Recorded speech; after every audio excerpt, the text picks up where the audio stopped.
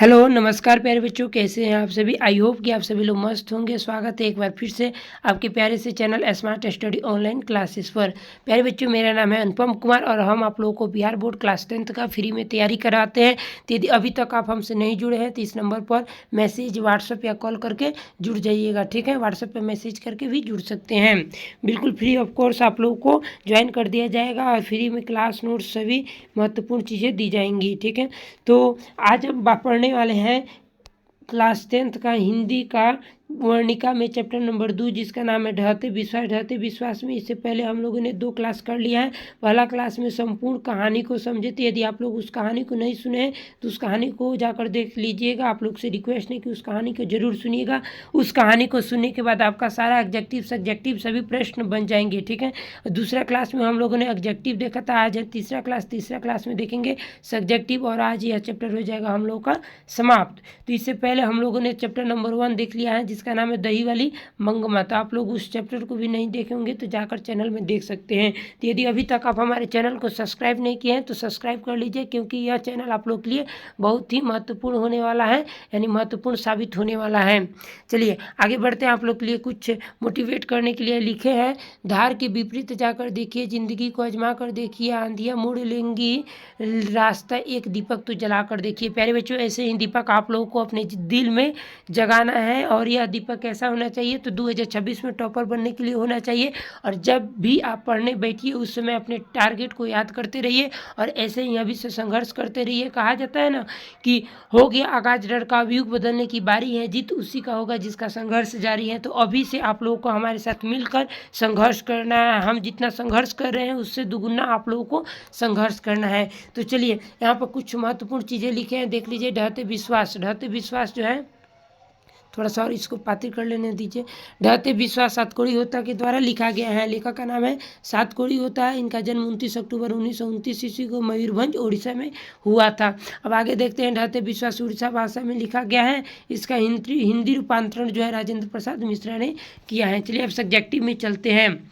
पहला नंबर प्रश्न है, लक्ष्मी कौन थी? लक्ष्मी कौन थी? उसकी पारिवारिक स्थिति का चरित्र चित्रण करिए। यहाँ पे स्थिति छूट गया, आप लोग स्थिति लिख लीजिएगा, ठीक है? तो आंसर देखते हैं क्या लिखे हैं। लिखे हैं, लक्ष्मी ढहते विश्वास कहानी की एक प्रमुख पात्रा थी। वह एक बहुत ही साहसी महिला थी। आप लोग कहानी को सुनेंगे तो आप लोग को मालूम चलेगा कि लक्ष्मी कितनी साहसी महिला थी। वो अपने 4 बच्चों के साथ अकेले गांव में रहती थी। उसका पति जो था लक्ष्मण, वह प्रदेश में रहता था, यानी जाकर बाहर में काम करता था। कोलकाता में जाकर पैसा कमाता था, रोजगार करता था वहाँ पर। उसके बाद देखेंगे, आगे पढ़ते हैं, आगे क्या लिखा है।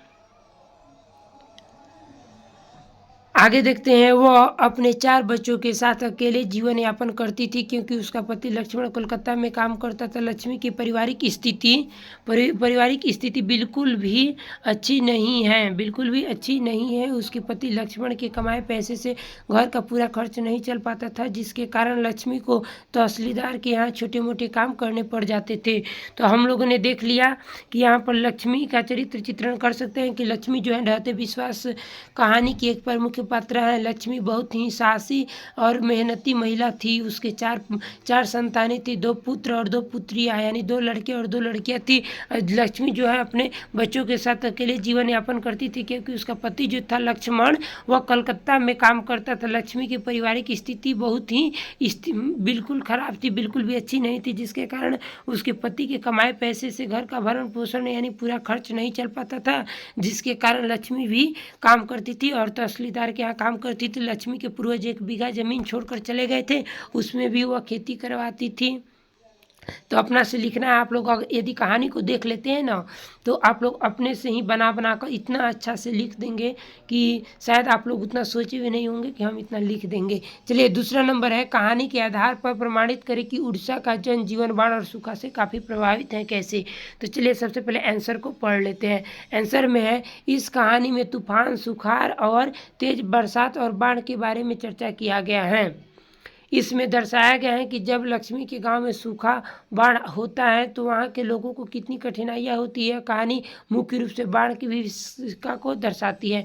चलिए यहाँ पर आप लोग समझिए, कहानी में जो है बताया गया है, इस कहानी में तूफान, सुखाड़ और तेज बरसात, बाढ़ के बारे में चर्चा किया गया है। इसमें बाढ़ के भूमिका को दर्शाया गया है कि कैसे लक्ष्मी के गाँव में बाढ़, सुखाड़ आता है और सभी जगह त्राही त्राही हो जाता है, यानी सभी लोगों को काफ़ी अधिक जो है पीड़ा होता है, दुख होता है। और जो लोग जो है एक एक वहाँ की माता थी जिसका नाम था चंडेश्वरी माता, उस पर लोगों का विश्वास था, वह विश्वास भी उन पर से टूट जाता है। जब बाढ़ आता है तो बहुत सारे लोग मारे जाते हैं और इस कहानी में जो है बाढ़ के कारण जो है काफ़ी अधिक लोगों की घरें बर्बाद हो गई, खेत खलिहान फसलें सभी चीज़ समाप्त हो गई। इसे आप लोग को लिख देना है, ठीक है, अपने से याद करने वाला चीज़ नहीं है, सब समझने वाली चीज़ है। ढहते विश्वास कहानी में आए बाढ़ के दृश्यों का चरित्र जो है अपने चित्रण जो है अपने शब्दों में प्रस्तुत करें। मतलब ढहते विश्वास कहानी में जो बाढ़ आया है उस दृश्य को चित्रण, उस दृश्य का चित्रण अपने शब्दों में करना है। तो आंसर देखेंगे, इस कहानी में आए बाढ़ का दृश्य काफ़ी भयावह थी। इस कहानी में आए बाढ़ की दृश्य काफ़ी भयावह थी। वह जब लक्ष्मी के गांव में बाढ़ आती है तो उस गांव के सभी फसलें, घर डूब जाते हैं, लोगों को रहने के लिए कहीं आश्रय नहीं बचता है। गांव में एक स्कूल था जिसमें लोग अक्सर जाकर रहते थे, परंतु इस बार के बाढ़ में स्कूल के छत में भी पानी था।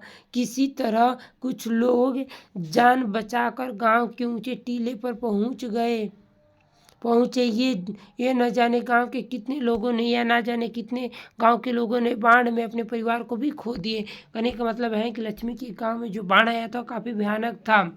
इसमें लोगों की सारी फसलें नष्ट हो गई, घर द्वार सभी जो है ख़त्म हो गया। उसके बाद न जाने कितने लोगों ने अपने परिवारों को खो दिया।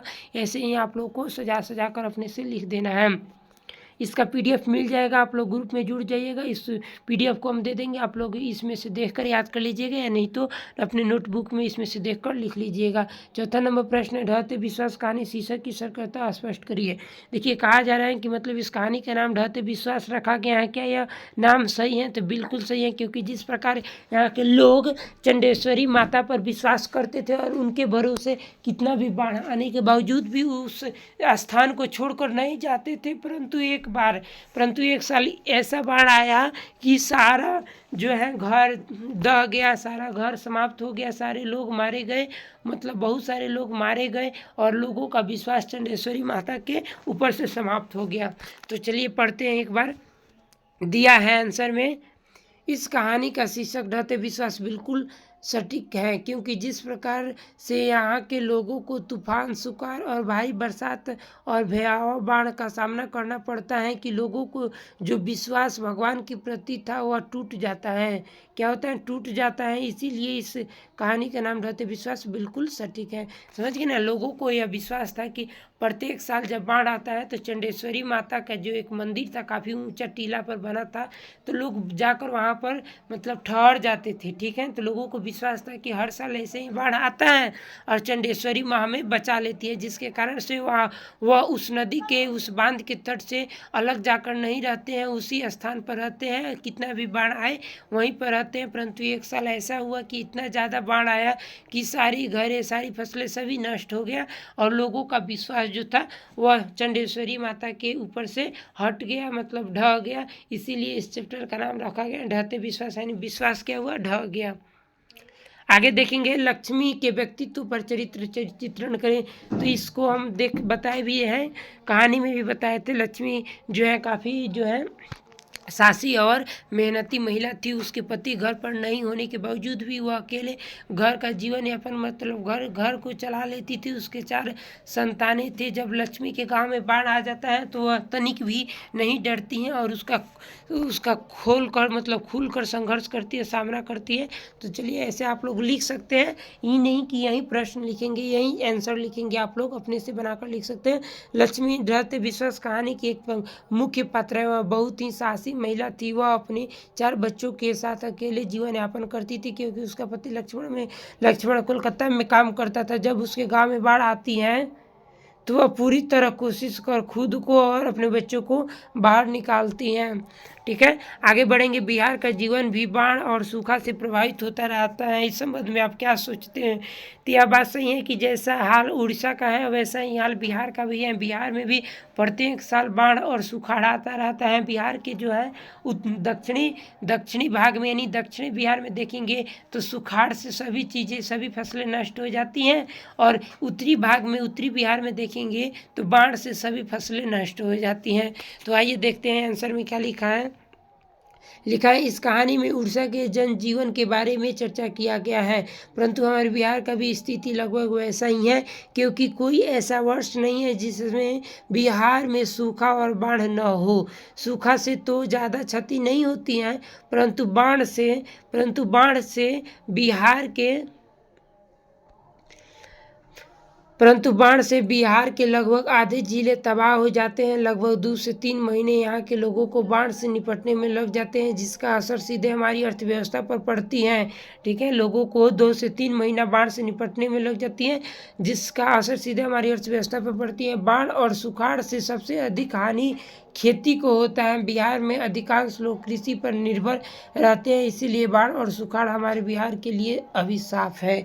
तो प्यारे बच्चों, आप लोगों ने पढ़ लिया, समझ लिया। यदि अभी तक आप लोगों को यह चैप्टर समझ में नहीं आया होगा तो कहानी को दोबारा देखिएगा, सभी चीज़ें समझ में आ जाएंगी। तो चलिए, आई होप कि आप लोगों को क्लास अच्छा लगा होगा, और क्लास थोड़ा सा भी अच्छा लगा होगा तो क्लास को लाइक कर लीजिएगा, चैनल को सब्सक्राइब करिएगा और अपने दोस्तों में शेयर करिएगा। और ऐसे ही पढ़ने के लिए हमसे जुड़ जाइएगा। इस नंबर पर जो है मैसेज कर दीजिएगा, व्हाट्सएप पर आप लोग को फ्री में ज्वाइन कर दिया जाएगा। तो मिलते हैं किसी अगले क्लास के साथ, तब तक के लिए धन्यवाद।